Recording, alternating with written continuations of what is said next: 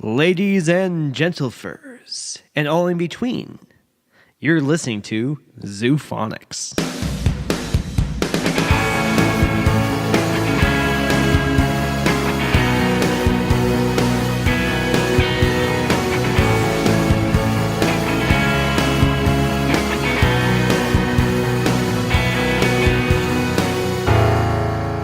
This is our first episode of Zoofonix, never mind the very special first episode. This one has an interview in it and everything.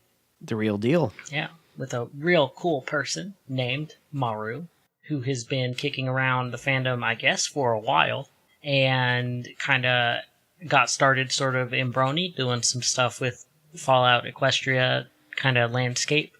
And they make some just honestly like amazing kind of atmospheric music that I love a lot. After we were given like sort of the tracks and stuff to listen to, I was very excited to talk to this guest because they really know what they're doing. Yeah, and they were extremely gracious. And we're going to say this about 500 more times in this episode, but we are super thankful to them for being our very first interviewee. They were amazing, honestly. So without further ado, here is our wonderful Maru.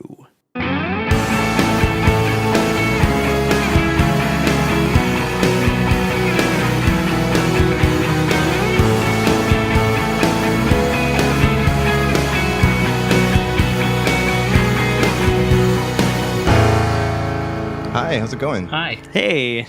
All right, so like we mentioned, we are on today with Maru. Yes, our wonderful first guest. Thank you for coming to us. Well, thanks for having me. So tell us about yourself. Well, I am a musician, composer, producer. Picked up the guitar about 20 years ago, actually, which makes me feel incredibly old. But yeah, I've been working full-time as a server to support myself, and I have a little home studio that I've been doing soundtrack music out of for the past 2 or 3 years now. It's been going pretty well. I like it a lot. Yeah. Good. Okay. And how long have you been kicking around furry? Oh, well, I think when I was in 6th grade, I read all the Redwall books and started role-playing as my friends as a fox person and just kind of forgot to stop. So, long time. Yeah. Forgot to stop. I like that. Yeah. Here we are. But yeah, it's, and of course, through like everybody's experience with the furry fandom is different. I didn't always know what the word furry meant, but I always liked animals and, got involved with the fandom sort of in like 2009, I guess, when I got a fur affinity page, and actually made Maru the OC. And it was only a few years ago that I started going to cons, like local events and stuff like that. And yeah, it's been great. I have a bunch of local fur friends. I travel at least 2 or 3 times a year to go to cons. But yeah, it's been really, really fun. That's really cool. All right, so I think that we're going to go ahead and jump right into the first song, which is called Lightbringer, Open the Gates. Yeah, so before I entered the furry fandom proper, I guess, like the local scene, I was a big brony. I specifically into this crossover fan fiction called Fallout Equestria, which was a crossover between My Little Pony and the Fallout series. Shouts out to work of fiction. It's like longer than the Bible, so if it's a good read, but it's very, very grimdark and it's very, very long. But I had this idea for a concept album, which got about 85% done before I just completely burned out on it. This is the first track off of that, and I'll probably within the next month or so probably around the time that this is being released, I'll have released the skeletons of that just to finally wash my hands of it, honestly. All right, nice. Here it is. Open the gates. Once upon a time in the magical land of Equestria, there came an era when the ideals of friendship gave way to greed, selfishness, paranoia, and a jealous reaping of dwindling space and natural resources. Lands took up arms against their neighbors. The world was plunged into an abyss of balefire and dark magic. The world was wiped nearly clean of life. A great cleansing. Mega spells rained from the skies. Entire lands were swallowed in flames and fell beneath the boiling oceans. A quiet darkness fell across the world.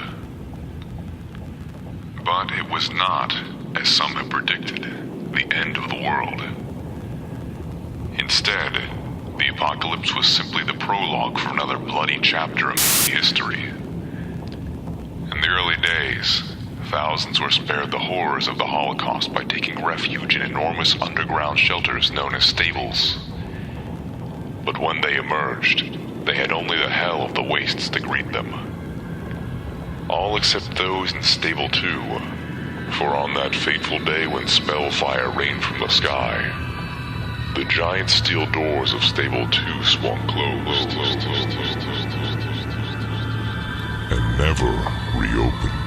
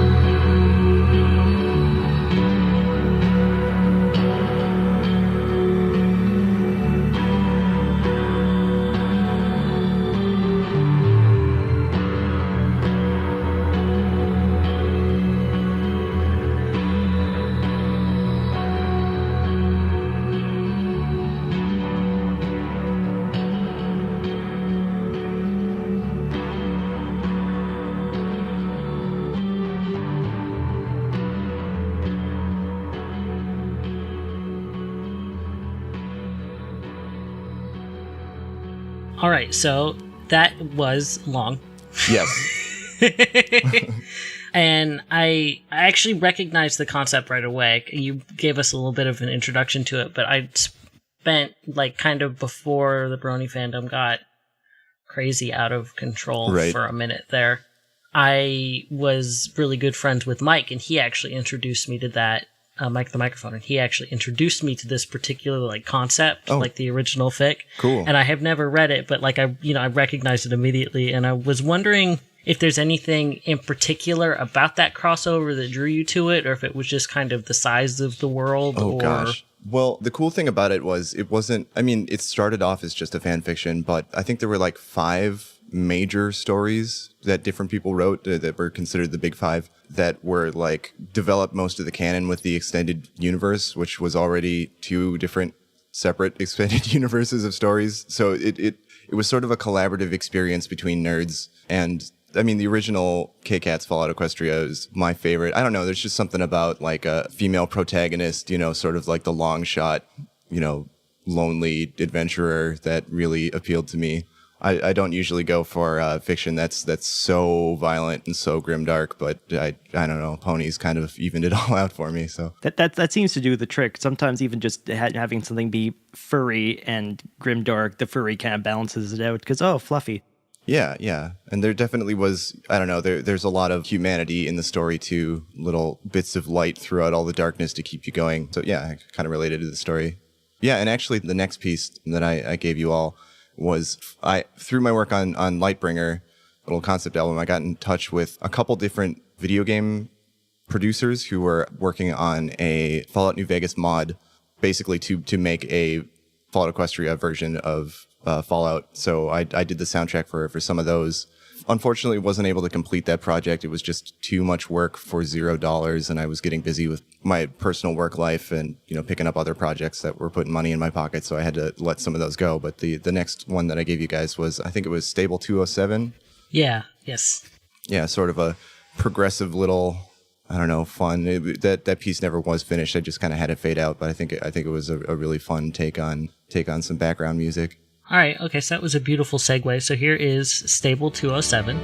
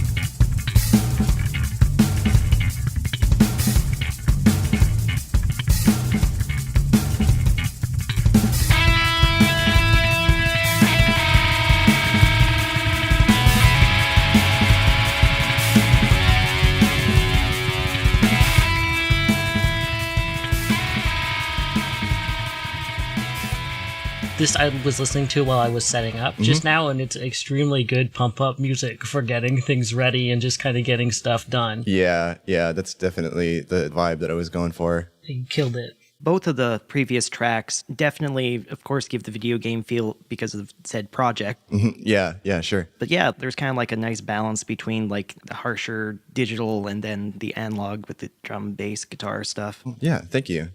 Yeah, there was something really fun about writing music with the wasteland setting in mind, and the sort of stark juxtaposition between the deserty sort of wasteland versus the technological, like the stables or the vaults or whatever, where everything is like, you know, high machinery, high sci-fi sort of thing. So there was sort of a fun little balance to be found there. Yeah, it was a fun setting.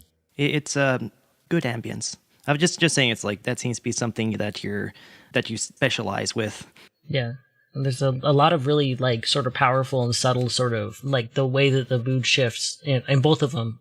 I feel like you can sort of feel a story being told. Yeah, this is something that's always been really important to me in music, is a narrative. And, you know, especially as a member of the furry fandom, it's kind of like visual art has a sort of inherent narrative that you can look at and get right away, you know, sort of information. It's kind of been hard as a musician to carve a niche in the furry fandom because music doesn't always have that inherent narrative. So it's soundtrack music has been a really nice way to sort of, you know, put context to somebody else's story or my story or, you know, something like that. Yeah. I've noticed going through like your stuff, it also has an industrial feel to it, which definitely appropriate for the setting. Yeah. And it's funny, the sort of industrial or mechanical aspect of it too. I always like, I mean, this might be a little tangential, but I always think it's really interesting, the juxtaposition in the furry fandom, especially if you like go to a con, for instance, and you see all these animal people who exist mostly on the internet to you on their phones most of the time. And you're like, hey, we're all here in person, but you know, really we're all just reporting back to our respective, you know, social media. But I think it's almost impossible to imagine. I know the furry fandom existed before the internet did in a way, but I think the technological aspect of it is something definitely to be celebrated for sure, because it's how we all, you know, get to be with one another. So yeah, and I've definitely drawn influence from all sorts of different music. I was doing dark trap music for a long time, pretty exclusively, and doing a lot of hip hop production. But before that, it was acoustic fingerstyle, and you know, it's all just I'm sort of a flavor of the week producer. You put a slap bass solo in there. That was great. that took hours and hours. It was one of those things where I wrote it and I knew what I had to play, but I knew I couldn't play it, so I just sat down for 4 or 5 hours and. We know that feel. Yeah, it's kind of the fun thing about being a composer and a studio musician. Mostly is, you know, I'm not on anybody's clock except for my own. So if I write something that's too hard, I really have the luxury of time to sit down and figure out how to do it perfectly, rather than waste a bunch of other people's time. So, shall we move on to Through the Day of the Night? Yeah, I'd love to. So this piece was right at the end of my Fallout Equestria little obsession. I picked up a copy of Silent Hill 2 and really fell in love with that particular universe, even though it was already like 11 years old. The soundtrack was done by Akira Yamaoka, who is just an incredible atmospheric sort of sonic world builder. I really, really admire his work and fell in love with the stuff that he was able to do to create atmosphere in that game. So it was actually my first full release. I made a little 5-track concept EP called The Silent Sessions, and it's got a little bit of everything on there, but all the tracks except for one of them sample from the soundtrack to Silent Hill 2. So that one does have a Silent Hill. I think the song is called Day of Night, the one that I sampled originally. So I just sort of took the ambient backing pad to that and added drums and bass and vocals and effects and stuff. And I was really pleased with how that one came out. All right, so here it is, Through the Day of the Night.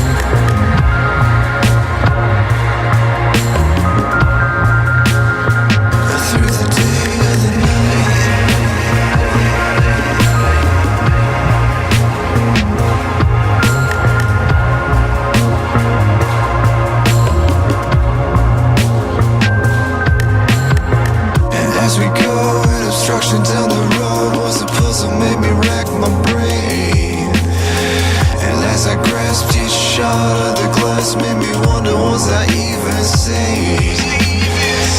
As the pieces come together, I began to see an ending to this twisted game. But what I saw, to my own shock and awe, was a reflection of my buried pain.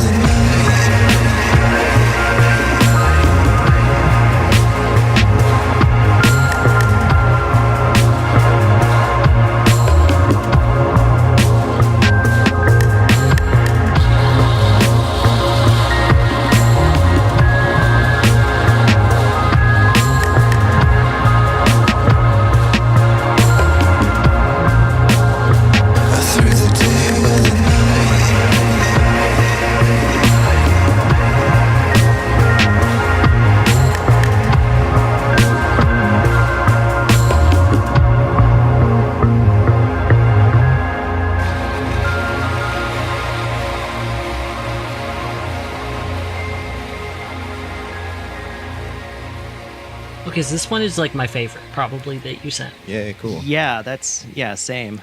It's one of my favorites too. It's definitely like it holds a very special place in my heart. It was fun to work with lyrics too. It's been I used to sort of do the singer-songwriter thing, and I had fallen off that quite a bit since I started producing and working inside the box, so to speak, with recording. So this was sort of a return to like the explicit, so the spoken word or whatever, as opposed to just like musical expression. So yeah, it was really fun. I got kind of a Trent Reznory vibe with your vocals. Oh, sure. I can see that. Yeah. I mean, Trent's another great musician and producer. He's a guy who likes to wear all the hats. So, thank you. I take that as a huge compliment. You're welcome. Oko, you got thoughts? I don't have any thoughts other than just how much I loved it. It's one of those things where like I like it enough that I just don't have it. There's no other thoughts about it. Sure. Like I think my notes are all like I swore a couple times, and then I could probably listen to it indefinitely, like for at least a week. Oh, just like on a loop, and that's all my notes. So a couple heart emojis in there. Yeah. One of my notes is specifically, I like the bass line. Oh, thank you. Yeah. I'm just looking through these, and like I have like in pure capital letters, ambience. Yeah. And that's, sometimes I feel like that whole project was a little bit cheating because the sample material was just so rich. Like the Silent Hill 2 soundtrack is so good. It was just so inspiring. So, there's not much work you have to do when you start with something that's already just sonic gold. Yeah. But yeah, it was a really fun project. All right, and then next is Badlands. Yeah, so the Badlands is off a little, I really like 5-track EPs, so that was my next release. It's called Sounds from South Dakota. It was sort of a fun little experiment right before I moved out of my parents' house where I was living with myself and my little brother, who is 5 years younger than me, and my parents. We went on this road trip to South Dakota where my mother grew up, and we used to vacation there quite a bit when I was younger. So I brought along a field recorder where I got all of the little sounds that you hear in there. The entire album is made up of Ableton has a really basic stock synthesizer called Operator. So I either field recorded all the sounds or synthesized them from scratch within Operator. So it was a really sort of personal project. Like all of the sounds came from me, I feel like, in a way. And the Badlands, it's especially emotional to me because the end of that one is just a field recording of my brother and I, like sitting in silence and listening to the wind together. And then every time I hear it, I choke up a little bit just because the album is dedicated to him. He's my best buddy. So yeah, it was kind of a fun thing to release under the Maru name. I hope to have a lot of different types of music once I get myself organized and everything up and running. But I'm pretty happy with how that first project went. Excellent. Now, let's give it a listen.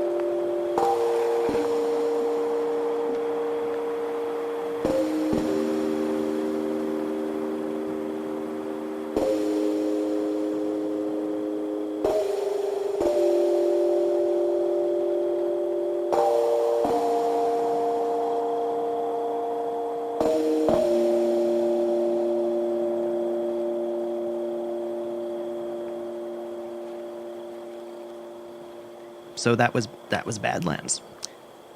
Wow. One of my notes that I have for that one is it just kind of sounds like top down, like driving at twilight music. Like that, the fade out, like that was really nice. Yeah, thank you. That worked out really well. There definitely was a lot of driving at night during that vacation, so I'm glad that came across. You know, a lot of it was sitting in the backseat of a car with my little bro, hanging out. Yeah.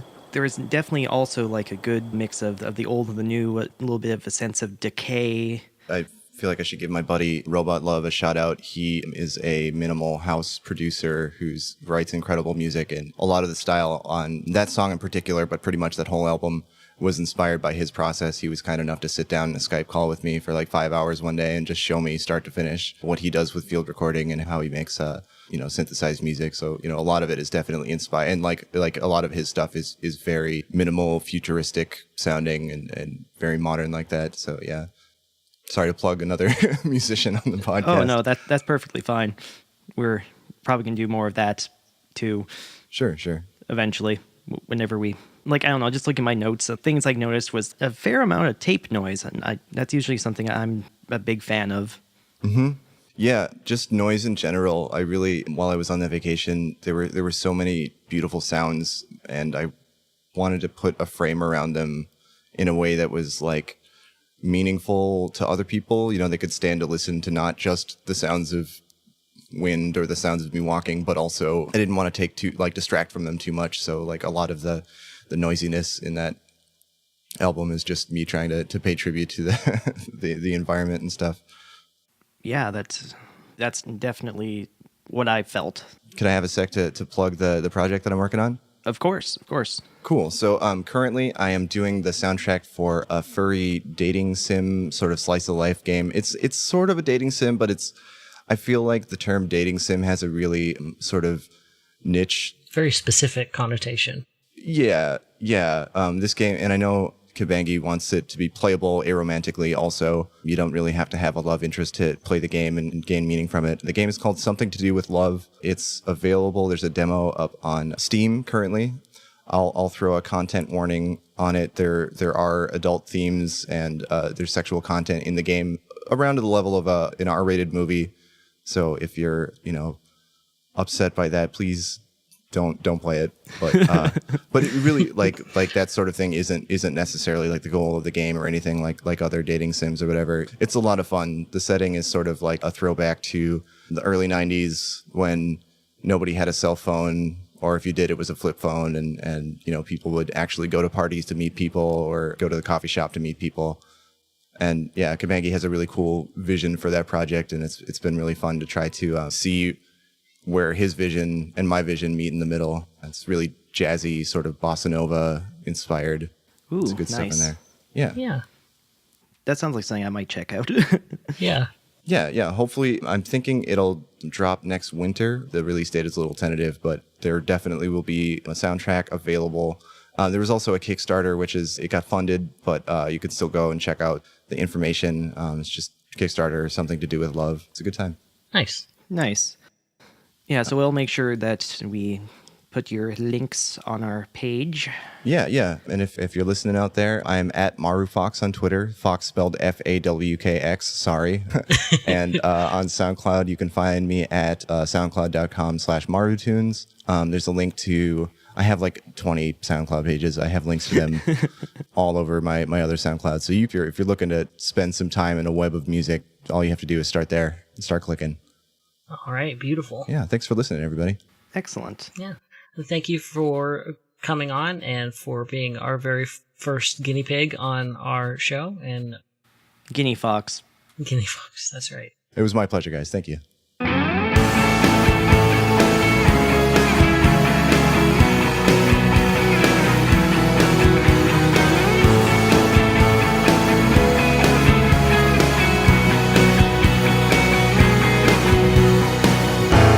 So, all right, that was Maru. And oh my god. I know we did a little bit of this at the beginning, but y'all, I love that music so much. And Maru was so great. And I was pleasantly surprised. Yeah. And so kind. And anyway, thank you again for being on our dang show. It really means a lot to us while we figured like this out. Yeah, being like sort of the beginning process of things is just like everything is just nerve-wracking. Yeah. And finding people and getting people to come on when like we don't have any examples and no one knows us because we've been off the whole face of the earth for so long. You know, it's a lot, but Maru was great, and we're so happy that they approached us when we put out kind of our feelers. So, And we were very proud to present them. yeah. I don't think that we could have picked a better first person to talk to if we had tried. So let me run through. Actually, before that. So we're going to have all of their links and then a couple of other links that they didn't mention up on our show notes, which you should be able to see from most podcatchers. But if you need to go find them, you can go to our website, which is zoofonix.com, Zoofonix, and the show notes will be there. And you can just search for the name Maru and they should come up. Yeah. Yeah. So that's where all their links will be, and a lot of our links are also there, but here they are at the end of this right now.